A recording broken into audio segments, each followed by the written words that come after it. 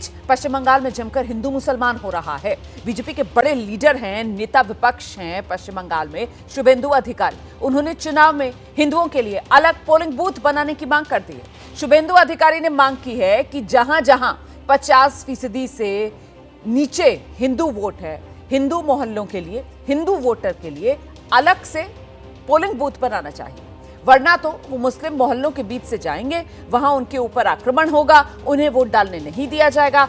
शुभेंदु अधिकारी का यह बयान मुर्शिदाबाद हिंसा के बाद आया है, जिस पर अब नई बहस छिड़ गई है। तो ये बयान शुभेंदु अधिकारी का, जिसको लेकर अब विवाद यकीनन सियासी तौर पर बढ़ेगा। कह क्या रहे हैं शुभेंदु अधिकारी, एक बार जरा सुनिए पहले। जहाँ 50% के नीचे हिंदू वोट है, हिंदू मोहल्ला के लिए, हिंदू वोटर के लिए अलग तरीके से बूथ बनाना चाहिए। नहीं तो वो जो मुस्लिम मोहल्ला के बीच जाएगा वहाँ इनका ऊपर आक्रमण होगा, वोट डालने नहीं देगा। और सीआरपीएफ सेंट्रल फोर्स बूथ का गेट में रहेगा, गांव में नहीं रहेगा। इसलिए अभी से उधर बीजेपी विधायक हैं अग्निमित्रा पॉल, उन्होंने मुर्शिदाबाद हिंसा को लेकर ममता बनर्जी को घेर लिया है। उन्होंने ममता बनर्जी को मुसलमानों की मुख्यमंत्री बता दिया है। आज पश्चिम बंगाल को जो अवस्था है, जहां पर हिंदू के ऊपर, सनातनी हिंदू के ऊपर अत्याचार हो रहे हैं, और ये स्टेट स्पॉन्सर टेररिज्म है, क्योंकि अचानक से ये दंगा नहीं लगा है, और ये दंगा है भी नहीं। ये पूरी एक तरफा मुसलमान का द्वारा ये हिंदू जेनोसाइड किया गया, और अभी जाके वो बोल रहे कि भाजपा ने किया है, बीएसएफ ने करवाया है। तो हमको एनआईए इन्वेस्टिगेशन चाहिए। सच क्या है हम लोग को सामने आना है। हम लोग बैठ के धर्षित नहीं होंगे। तो ये पश्चिम बंगाल में बीजेपी के बड़े नेता हैं और लगातार इनके बयानों में आप देख रहे हैं किस तरीके से हिंदू मुसलमान की बात दोहराई जा रही है। ममता बनर्जी मुसलमानों की मुख्यमंत्री हैं, हिंदुओं के लिए अलग से पोलिंग बूथ बनाया जाए चुनाव में, ये इस तरीके के बयान सामने आ रहे हैं। मुर्शिदाबाद हिंसा को लेकर सियासत जारी है। बीजेपी और टीएमसी के बीच वार पलटवार चल रहा है। टीएमसी के नेता कुणाल घोष ने बीजेपी पर आरोप लगाया साजिश का। वहीं अनुराग ठाकुर हैं, बीजेपी के नेता हैं, सांसद हैं, वो ममता बनर्जी को घेर रहे हैं। ठीक है, डेवलपमेंट चल रहा है, पीसफुल है, सब है, और इसी बंगाल भाजपा को हराता है। इसीलिए अभी प्लॉट तैयार हो रहा है कैसे बंगाल को डिस्टर्ब किया जाए, और भालचार पॉलिटिक्स वो प्लॉट करके दो एक बुरी घटना वो लोग घटाएंगे और उसके बाद वो पॉलिटिक्स करेंगे। हम लोग इसके ऊपर स्ट्रॉन्ग प्रोटेस्ट किया है और इन्वेस्टिगेशन डिमांड किया है।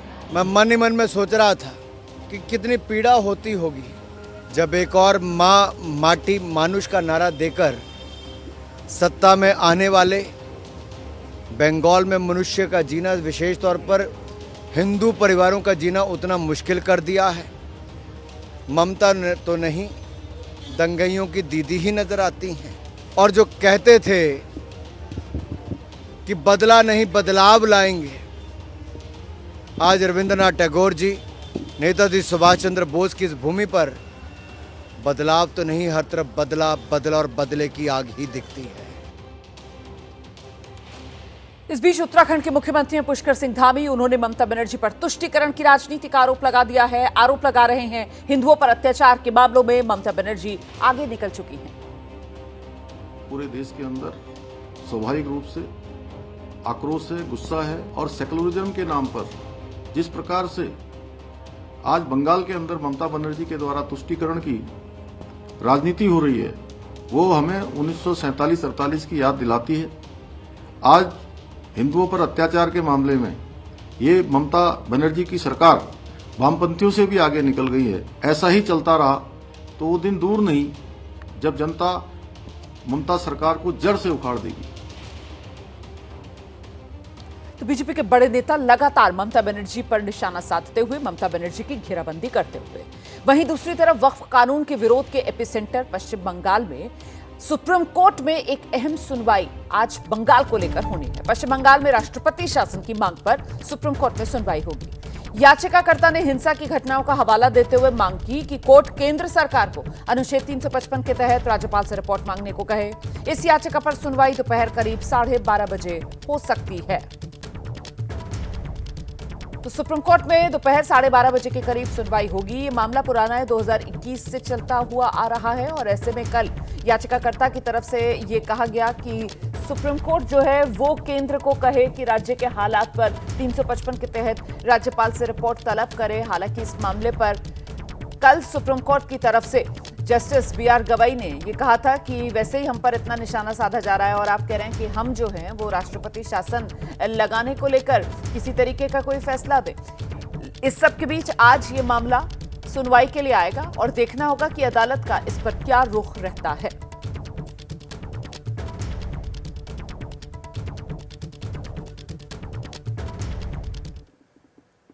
तो पश्चिम बंगाल के मुर्शिदाबाद में हिंसा की आग अब बुझ चुकी है, लेकिन जो पीड़ित हैं उनका दर्द तो कायम है। उस दर्द को बांटने केंद्रीय मंत्री बीजेपी के प्रदेश अध्यक्ष सुकांत मजूमदार पहुंचे थे।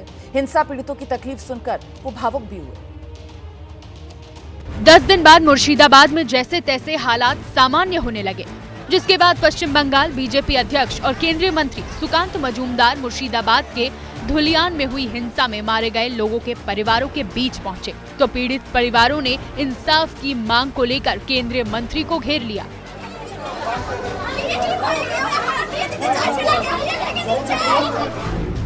हिंसा पीड़ित परिजनों से मुलाकात के बाद बंगाल बीजेपी अध्यक्ष सुकांत मजूमदार ने हिंसा के लिए ममता सरकार को जिम्मेदार ठहराया। आरोप लगाया कि ममता की तुष्टीकरण राजनीति बंगाल को एक और विभाजन की ओर ले जा रही है। इस तरीके का मानसिकता का चीफ मिनिस्टर पश्चिम बंगाल में रहेगा तो Suhrawardy part 2, great Calcutta killings part 2 और पश्चिम बंगाल का विभाजन तय है। Thinking that everything is okay, only the Murshidabad there is some problem. I would urge the so-called intellectuals of Kolkata, where are you, sir? What are you doing? Are you missing candles? So I can provide you candle, tons of candle if you need.